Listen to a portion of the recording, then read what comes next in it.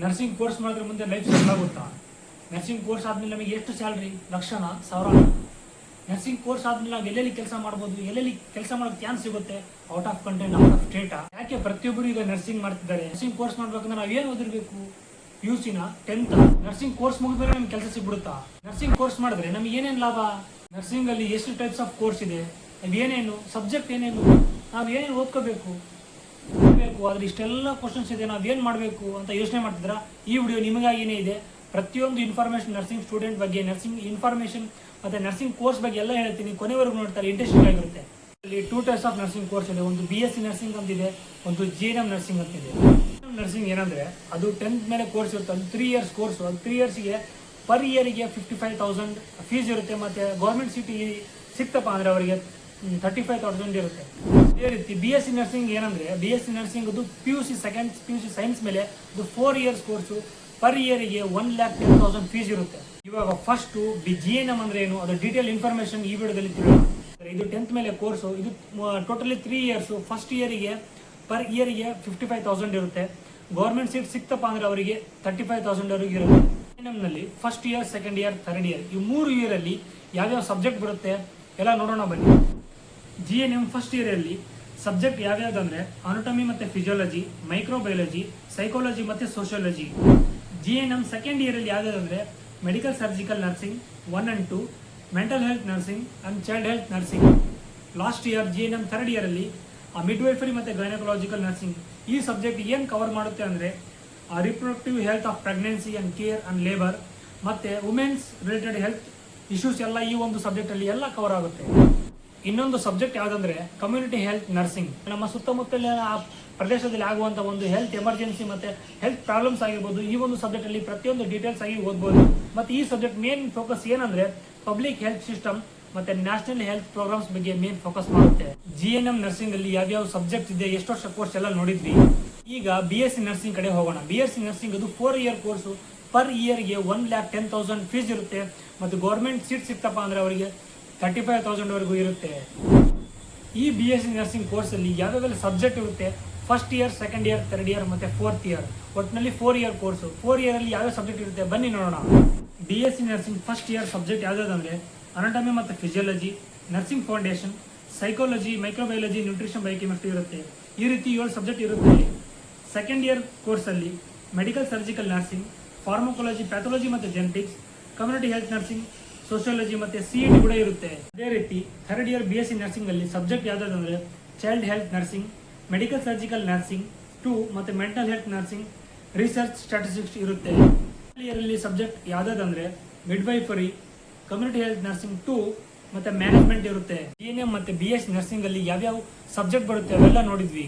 ಮಾಡಿದಾದ್ಮೇಲೆ ನಿಮಗೆ yearly wise result ಬಂದಾಗ certificate ಬರುತ್ತೆ. ನಿಮ್ದೆಲ್ಲ ಇಯರ್ಲಿ ವೈಸ್ ಎಲ್ಲ ಸಬ್ಜೆಕ್ಟ್ ಕೋರ್ಸ್ ಎಲ್ಲ ಮುಗಿತಂದ್ರೆ ಲಾಸ್ಟ್ ಫೈನಲ್ ಇಯರ್ ರಿಸಲ್ಟ್ ಬಂತಂದ್ರೆ ನಿಮ್ಮ ಒಂದು PDC ಒಂದು ಲಿಂಕ್ ಇರುತ್ತೆ. ವೆಬ್ಸೈಟ್ ಅಲ್ಲಿ ಹೋಗಿ ಲಿಂಕ್ ಅಲ್ಲಿ ನಿಮ್ಮ ರಿಜಿಸ್ಟರ್ ನಂಬರ್ ಮತ್ತೆ ನಿಮ್ಮ ಒಂದು ಡೇಟ್ ಆಫ್ ಬರ್ತ್ ಹಾಕಿದ್ರೆ 4 ಇಯರ್ಸ್ ಒಂದೇ ಸರ್ಟಿಫಿಕೇಟ್ ಬರುತ್ತೆ. ಕೋರ್ಸ್ ಎಲ್ಲ ಮುಗಿದ್ಮೇಲೆ ನಮಗೆ ಟಕ್ ಅಂತ ಕೆಲಸ ಸಿಗೋದಿಲ್ಲ ಗೈಸ್. ಇನ್ ಕೆಲವರು ಯಾವ ರೀತಿ ಅಂದ್ರೆ ನರ್ಸಿಂಗ್ ಕೋರ್ಸ್ ಮುಗಿದ್ಮೇಲೆ 4 ವರ್ಷ ಮುಗಿದ್ಮೇಲೆ ನಮಗೆ ಜಲ್ದಿ ಕೆಲಸ ಸಿಗ್ಬಿಡುತ್ತೆ, ನಾವು ಆರಾಮಾಗಿ ಲಕ್ಷ ಇಲ್ಲ ಅಂದ್ರೆ 1,000 ಗಟ್ಟಲೆ ದುಡಿಬಹುದು ಅಂತ ಮೈಂಡ್ ಸೆಟ್ ಇರುತ್ತೆ. ಆ ರೀತಿ ಮೈಂಡ್ ಸೆಟ್ ಇಟ್ಕೊಳ್ಬೇಡ್ರಿ. ಯಾಕಂದ್ರೆ ನಾವು ಬೇರೆ ಹಾಸ್ಪಿಟಲ್ ಎಲ್ಲ ಹೋಗಿ ನಮ್ಮ ಒಂದು ಎಕ್ಸ್ಪೀರಿಯನ್ಸ್ ಅನ್ನ ತಗೊಳ್ಬೇಕು. ಅದಾದ್ಮೇಲೆ ಎಕ್ಸ್ಪೀರಿಯನ್ಸ್ ಎಲ್ಲ ಬಂದಾದ್ಮೇಲೆ ನಾವು ಒಂದು ಬೆಂಗಳೂರು ಸೈಡಿಗೆ ಹೋಗಿದ್ರೆ ನಮಗೆ 30,000 ಇಲ್ಲ 35,000 ವರೆಗೂ ಸ್ಯಾಲರಿ ಇರುತ್ತೆ. According to Rajiv Gandhi university ಪ್ರಕಾರ ಪ್ರತಿ ವರ್ಷ ಕರ್ನಾಟಕದಲ್ಲಿ 35,000ದಿಂದ 45,000ವರೆಗೂ ನರ್ಸಿಂಗ್ ಸ್ಟೂಡೆಂಟ್ ಪ್ರತಿ ವರ್ಷ ಔಟ್ಪುಟ್ ಅನ್ನು ಹಾಕ್ತಾರೆ.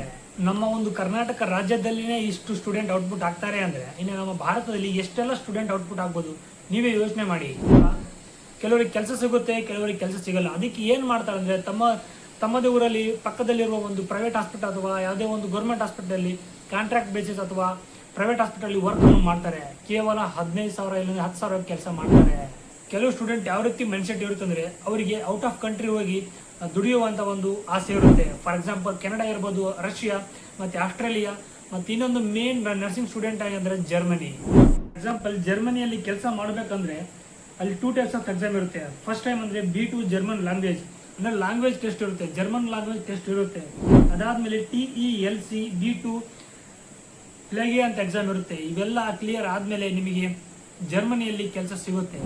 USA ಮತ್ತು ಕೆನಡಾದಲ್ಲಿ ಕೆಲಸ ಮಾಡಬೇಕನ್ನೋ ಆಸೆ ಇದ್ರೆ NCLEX ಅಂತ ಎಕ್ಸಾಮ್ ಇರುತ್ತೆ. ಆ ಒಂದು ಎಕ್ಸಾಮ್ ಬಗ್ಗೆ ಡೀಟೇಲ್ ಆಗಿ ಓದ್ಕೊಳ್ಳಿ.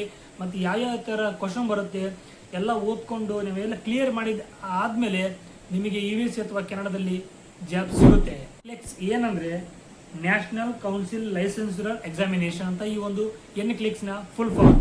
ಗೈಸ್ ಇನ್ನೊಂದು ಏನಂದರೆ ನರ್ಸಿಂಗ್ ಮಾಡಿದ್ರೆ ನಮಗೆ ಲೈಫ್ ಇರುತ್ತೆ. ಯಾವ ರೀತಿ ಅಂದರೆ ನಾವು ಟೀಚಿಂಗ್ ಫೀಲ್ಡ್ ಅಂದರೆ ಟೀಚಿಂಗ್ ಫೀಲ್ಡ್ ಕೂಡ ಹೋಗ್ಬೋದು, ಅಥವಾ ನಾವು ಕ್ಲಿನಿಕಲ್ ಸೈಡಲ್ಲಿ ಇಂಟ್ರೆಸ್ಟ್ ಇದೀವಿ ಅಂದರೆ ಕ್ಲಿನಿಕಲ್ ಸೈಡಲ್ಲಿ ಕೂಡ ಹೋಗ್ಬೋದು. ಇಲ್ಲಾಂದರೆ ನಾವು ಬೇರೆ ಕಡೆ ಇನ್ನು ನಾವು ಮಾಸ್ಟರ್ ಡಿಗ್ರಿ ಅಂದರೆ MSc ಮಾಡ್ತೀನಿ ಅಂದ್ರೂ ಕೂಡ ಮಾಡೋ ಚಾನ್ಸಸ್ ಕೂಡ ಇರುತ್ತೆ. MSc ನರ್ಸಿಂಗ್ ಮಾಡಬೇಕಾದ್ರೆ ಫಸ್ಟು 4 ಇಯರ್ಸ್ ಕೋರ್ಸ್ ಎಲ್ಲ ಮುಗಿದಾದ್ಮೇಲೆ 1 ಇಯರ್ ಟೀಚಿಂಗ್ ಎಕ್ಸ್ಪೀರಿಯನ್ಸ್ ಬೇಕು. ಆ ಟೀಚಿಂಗ್ ಎಕ್ಸ್ಪೀರಿಯನ್ಸ್ ಆದಮೇಲೆ ಅದೇ ಒಂದು ಎಕ್ಸ್ಪೀರಿಯನ್ಸ್ ಲೆಟರ್ ಮೇಲೆ ನೀವು MSc ನರ್ಸಿಂಗ್ ಮಾಡ್ಬೋದು. ಯಾಕಂದರೆ ನಾವು ಯಾವುದೇ ಹಾಸ್ಪಿಟ್ಲ್ ಕೂಡ ಹೋದರೂ ನಮಗೆ ಸ್ಟಾರ್ಟಿಂಗ್ ಸ್ಯಾಲ್ರಿ ಸಿಗೋದು 10 ಅಥವಾ 12.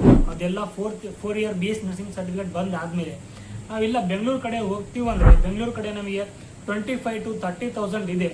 ಆದರೆ ಅಲ್ಲಿ ಕೆಲಸ ಕೂಡ ಆ ರೀತಿ ಇರುತ್ತೆ.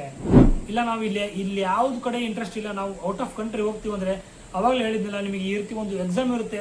ಆ ಎಕ್ಸಾಮನ್ನು ಕ್ಲಿಯರ್ ಮಾಡಿದಾದ್ಮೇಲೆ ನೀವು ಔಟ್ ಆಫ್ ಕಂಟ್ರಿಲಿ ವರ್ಕ್ ಮಾಡ್ಬೋದು, ಲಕ್ಷ ಕಡಲೆ ಕೂಡ ಸ್ಯಾಲರಿಗಳನ್ನು ತಗೊಳ್ಬೋದು. ಗೈಸ್ ಈ ವಿಡಿಯೋದಲ್ಲಿ ನರ್ಸಿಂಗ್ ಸ್ಟೂಡೆಂಟ್ ಲೈಫ್ ಯಾವ ರೀತಿ ಇರುತ್ತೆ ಮತ್ತು ನರ್ಸಿಂಗ್ ಕೋರ್ಸ್ ಆದಮೇಲೆ ನಮಗೆ ಸಿಗುವಂಥ ಸ್ಯಾಲ್ರಿ ಎಷ್ಟು ಮತ್ತು ನಾವು ಎಲ್ಲೆಲ್ಲಿ ವರ್ಕ್ ಮಾಡಿದ್ದೀವಿ, ವರ್ಕ್ ಮಾಡೋ ಚಾನ್ಸಸ್ ಕೂಡ ಸಿಗುತ್ತೆ, ಎಲ್ಲ ಪ್ರತಿಯೊಂದು ಡೀಟೇಲ್ಸ್ ಈ ವಿಡಿಯೋದಲ್ಲಿ ಕೊಟ್ಟಿದ್ದೀನಿ. ಈ ವಿಡಿಯೋ ನಿಮಗೆ ಇಷ್ಟ ಆಗಿದ್ದರೆ ಲೈಕ್ ಮಾಡಿ, ಶೇರ್ ಮಾಡಿ, ಹಾಗೆ ಸಬ್ಸ್ಕ್ರೈಬ್ ಕೂಡ ಮಾಡಿ. ಇನ್ನು ನರ್ಸಿಂಗ್ ಇನ್ಫಾರ್ಮೇಷನ್ ಬಗ್ಗೆ ನಿಮಗೆ ಇನ್ನೂ ಹೆಚ್ಚಿನ ಮಾಹಿತಿ ಬೇಕಂದರೆ ನಮಗೆ DM ಮಾಡಿ. ಆ ಒಂದು ಟಾಪಿಕ್ ಮೇಲೆ ನಿಮಗೊಂದು ವಿಡಿಯೋ ಮಾಡಿ ಪ್ರತಿಯೊಂದು ಯೂಟ್ಯೂಬಲ್ಲಿ ಬಿಡ್ತೀನಿ ನರ್ಸಿಂಗ್ ಟಾಪಿಕ್ ಬಗ್ಗೆ. ನೆಕ್ಸ್ಟ್ ವಿಡಿಯೋದಲ್ಲಿ ಸಿಗೋಣ. ಅಲ್ಲಿವರೆಗೂ take care, bye, love you all.